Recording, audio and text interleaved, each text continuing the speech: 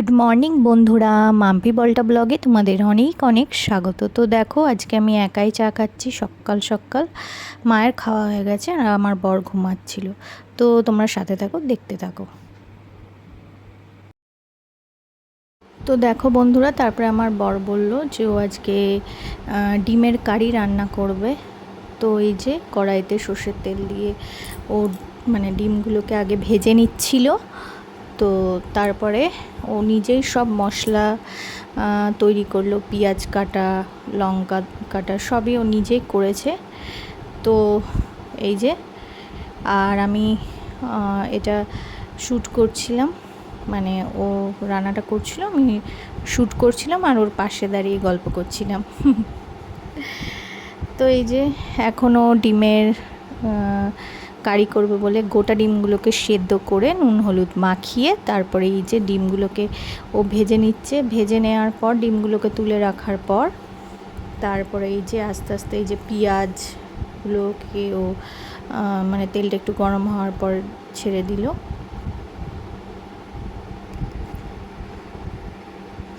দিয়ে পেঁয়াজটাকে ভাজবে বলে কড়াইতে ছেড়ে দিল। তো তোমরা দেখতে থাকো আর সাথে থাকো।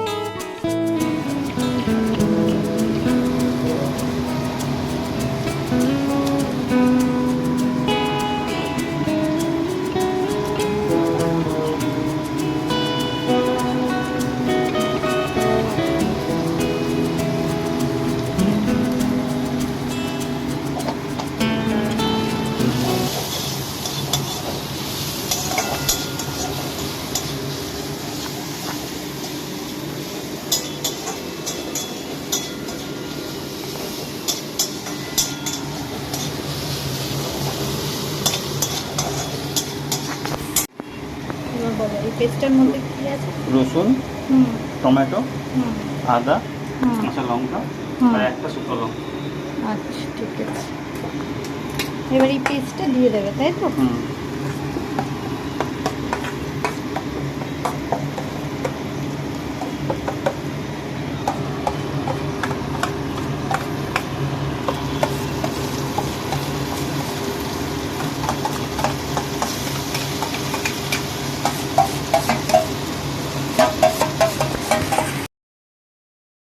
তো বন্ধুরা দেখো, তারপরে ও এই পেস্টটা দেওয়ার পর এই মশলাটাকে কষাচ্ছিল। তো তোমরা দেখতে থাকো। ভালো করে কষাতে হবে, একটু সময় নিয়ে। মশলা কষানো হয়ে গেলে একটু জল ধরো, এবার দেবো তাতে জল।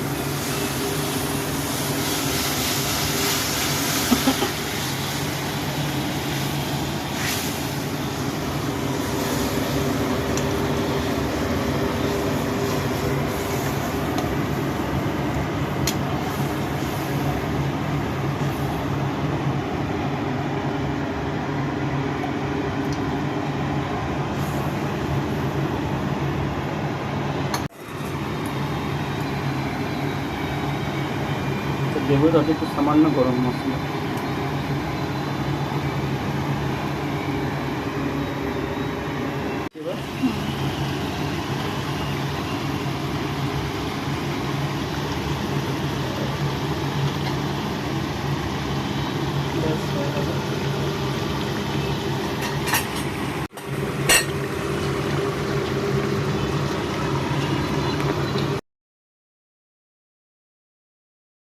তো দেখো বন্ধুরা, ডিমের কারি একদম কমপ্লিট, আমার বরের হাতের তৈরি। তো তারপরে আমরা সন্ধেবেলা খাওয়া দাওয়া করে বেরিয়ে পড়লাম, মানে দুপুরে লাঞ্চ করে। এটা আমি সন্ধেবেলার ক্লিপটা তোমাদের সাথে শেয়ার করছি। তারপরে আমরা একটুখানি বেরিয়েছিলাম, আমরা যাচ্ছিলাম হংসেশ্বরী মন্দিরে সন্ধেবেলা। তো এই যে আমরা বেরিয়ে পড়েছি হংসেশ্বরী মন্দিরের উদ্দেশ্যে। তো তোমরা দেখতে থাকো, সাথে থাকো।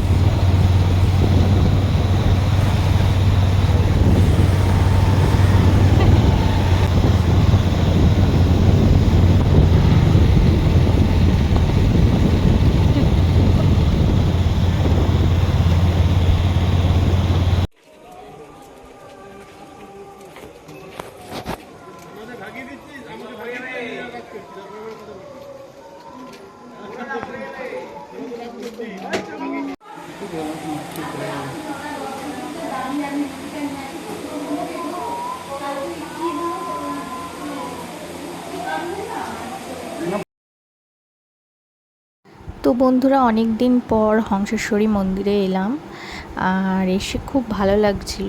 আমরা অনেকক্ষণ এখানে বসেছিলাম, আমি আর আমার বর। ও নিচেটাই বসেছিল, আমি উঁচু যে জায়গাটা ওখানটায় বসেছিলাম। তো আমরা এখানে আড্ডা দিচ্ছিলাম, অনেকক্ষণ বসেছিলাম। তো তারপরে আমরা বাড়ি চলে আসার পর ও বলল যে রাতে একটুখানি অমলেট করবে। তো এই যে পেঁয়াজগুলো কাটছিল, আর কাঁচা লঙ্কা, পেঁয়াজ, রসুন, এগুলো সব ও কাটছিল।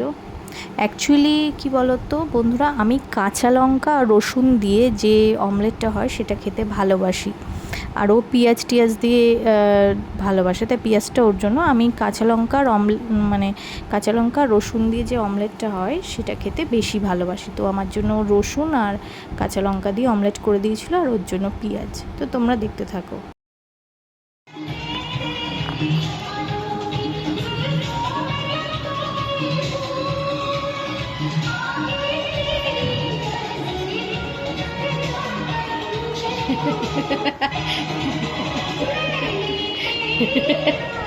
তো বন্ধুরা, তোমরা কিন্তু ট্রাই করতে পারো কাঁচা লঙ্কা আর রসুন দিয়ে অমলেট, পেঁয়াজ ছাড়া।